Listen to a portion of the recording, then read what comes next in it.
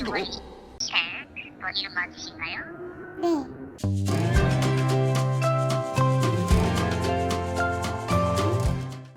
안녕하세요. 김민중 변호사입니다.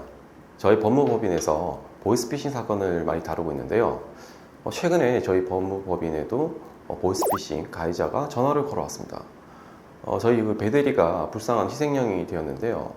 그 내용을 한번 들어보겠습니다. 네네, 이 과정에서 중고마라에 가입을 하였고 이 과정에서 허위성 메모를 작성해서 고가의 물건들을 저가에 판매하였단 말씀이신데요. 네. 여기서 중요한 부분은 구매자들은 구매를 하셨는데 물건을 못 받는 상태다 보니까 가입자 명의 시 앞으로 고소장을 접수한 상태입니다. 네, 일단 본인께서도 명의 도움을 당하셨고 피해자라고 밝혀지시는 고소장은 자동으로 취소가 될 건데요. 네. 현재까지 상황만 보신다면 씨께서는 충분히 피해자가 많으시겠지만 저희 검찰 측에서 몇 가지 확인해야 될 부분이 발생하였고 고소장을 당시 보류를 해놓은 상황인데요. 네. 네, 추가 설명을 드리자면 저희가 사건 현장에서 대량으로 복제된 신분증과 대표 통장이 압수가 되었습니다. 시명의로 되어 있는 복제된 신분증과 농협은행 대표 통장이 압수가 되었고 이 농협은행 대표 통장이 저희가 확인을 해보니까 5개월 전쯤에 서울시 영등포구 물레동에서 신규로 개설이 되어 있다는데 네. 본인께서 최근에 서울에서 통장을 개설하신 적이 있으신가요?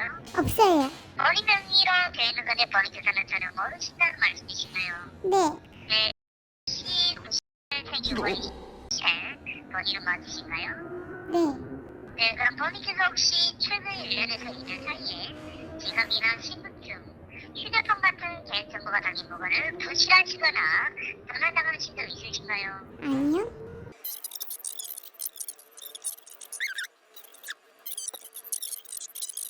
네, 그럼 제가 간단하게 본인 앞으로 참고 진술을 녹취를 진행하실 건데 본인께서는 있는 그대로 대답을 해주시면 되겠습니다. 네. 네, 현재 통화하고 계시는 장소는 어떻게 되시나요? 회사요. 회사시면 통화는 괜찮으세요? 저희가 15분에서 20분 정도는 진행이 되실 것 같은데 아니요. 그럼 몇 분 정도 시간은 남으세요? 아저씨 이름이 뭐예요? 저희 아빠 경찰인데.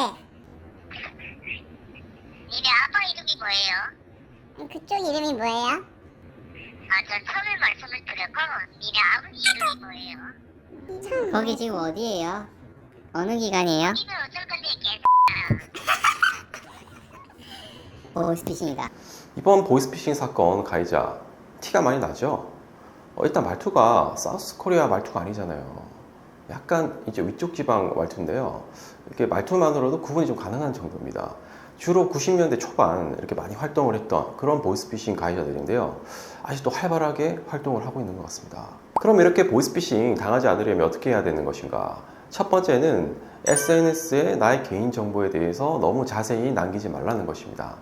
페이스북이나 인스타에 나의 그 주소, 학교, 직장, 전화번호, 이메일 주소 이렇게 상세히 남기시는 경우가 있는데요.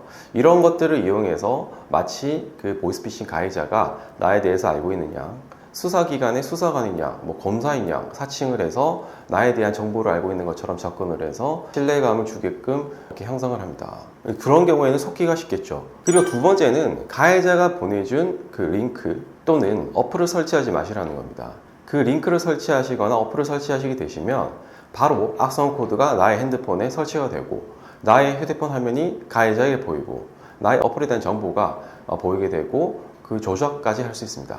전화번호까지 조작을 할 수가 있어요. 모든 걸 조작할 수 있다고 보시면 됩니다. 그러면 내가 이렇게 클릭을 하고 어플을 들어간다 하더라도 다른 어플에 들어가게 조작이 되거나 내가 일정 전화번호에 전화를 한다 하더라도 다른 번호로 연결이 되거나 이렇게 되는 것입니다. 그래서 내가 가해자가 보내준 어플을 설치한 이후에 검찰청에 그 해당 검사를 확인하기 위해서 전화를 합니다.